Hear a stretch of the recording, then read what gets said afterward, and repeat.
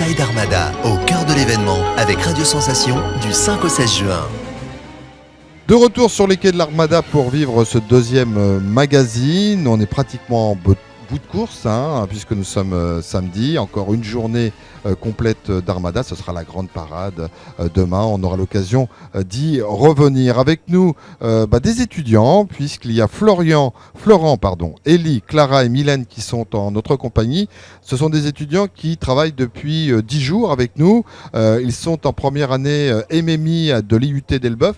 C'est une antenne décentralisée de l'Université de Rouen. Et s'ils sont avec nous, c'est parce qu'ils travaillent sur des sujets qui sont compatibles avec ce que nous faisons, les réseaux sociaux, mais aussi le web, l'audiovisuel. Et ces jeunes gens vont témoigner dans un instant, que ce soit les garçons et les filles. Garçons, filles, bonjour jeunes gens. Bonjour. Merci d'être avec nous et vous l'êtes, on vous en remercie depuis déjà, je le disais, plusieurs jours.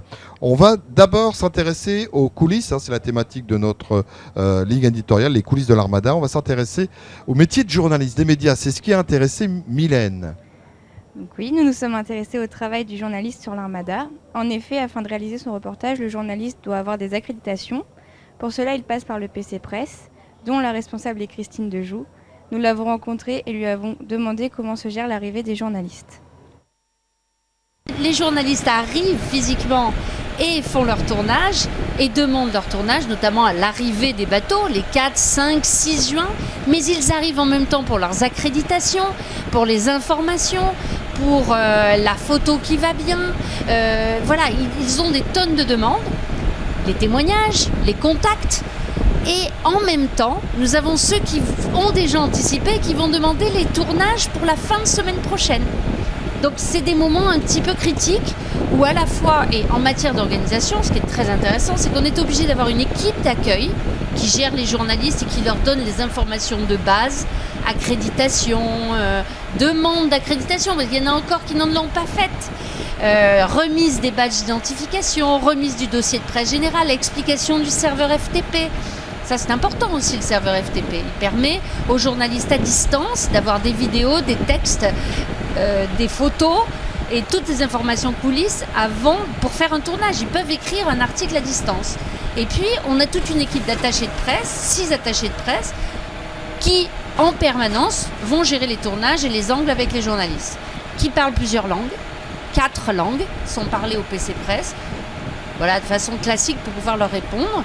Et puis on a aussi 15 hôtesses et hôtes qui vont se relayer. Parce qu'on a toujours besoin de tas de choses au PC Presse pour des journalistes qui ne sont pas de grands enfants, mais en tout cas qui ont besoin d'être soutenus dans un travail rédactionnel difficile et surtout sous la pression. Nous remercions Christine Dejoux pour ses réponses. Clara, tu as aussi suivi un reportage, peux-tu nous en parler ? Alors pour ma part, je vais vous parler du LOS Lorient qui se trouve juste en face de nos locaux et qui a commencé cette Armada 2019 sur une touche tragique. En effet, vous avez dû en entendre parler dans les médias, un des membres de l'équipage est décédé d'une crise cardiaque. Mais comme on dit sur les bateaux, la vie continue et nous avons rencontré 3 jeunes femmes, Angélique, Marine et Mélina, dont une vient de Narbonne à la sortie de leur visite de ce bateau. Nous allons maintenant écouter quels sentiments elles ont traversés durant cette visite.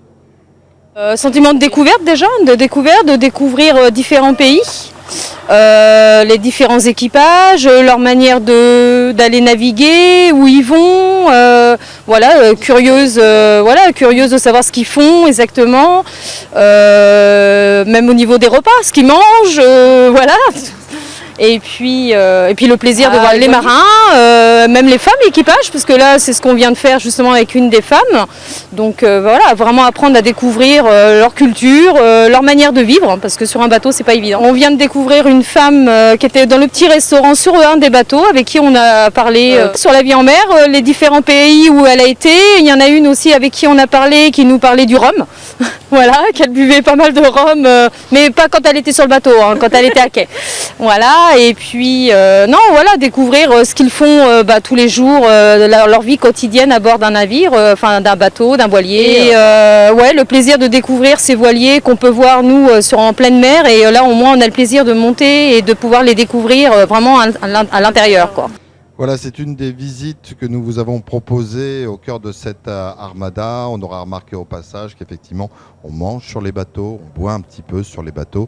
Et bien évidemment, il y a aussi des femmes qui soit sont les pachas, soit bien sûr travaillent au sein des équipes mixtes, bien évidemment. La mixité, c'est aussi ce qui nous réunit sur ce plateau. Avec les garçons, les filles ont parlé, on les réentendra dans un instant, mais il y a aussi les garçons. Je me tourne vers Florent. Florent, jeune homme, vous êtes intéressé à une partie que l'on ne voit pas du tout en plateau. C'est pas trop votre truc de parler devant les autres. Donc, qu'est-ce que vous avez décidé de faire ou qu'est-ce qu'on vous a imposé de faire? Alors moi, tout d'abord, j'étais intéressé surtout par la partie son parce que j'en fais depuis que je suis très petit. Et comme c'est ce que je voudrais faire plus tard, en fait, je me suis directement dirigé vers Vincent qui m'a directement appris comment bien gérer les micros, comment ça fonctionne, comment on reçoit, comment on mixe bien en fait la voix pour que ce soit vraiment bien audible à la radio. Et donc c'est venu très vite parce qu'en fait j'ai vu plein de choses au final que je connaissais et que j'ai vu aussi dans ma formation. Donc c'était vraiment simple de m'adapter, mais ça a été vraiment tout le long. Le Vincent en question, c'est Vincent Balk, c'est le responsable de Radio Sensation, comme ça vous avez également son nom si vous avez des réclamations à faire. Clara, alors à la radio on le voit moins, mais si on regarde sur Inside à armada.fr, on va le voir tout de suite, c'est que tu as fait un lancement avec des images qui arrivaient.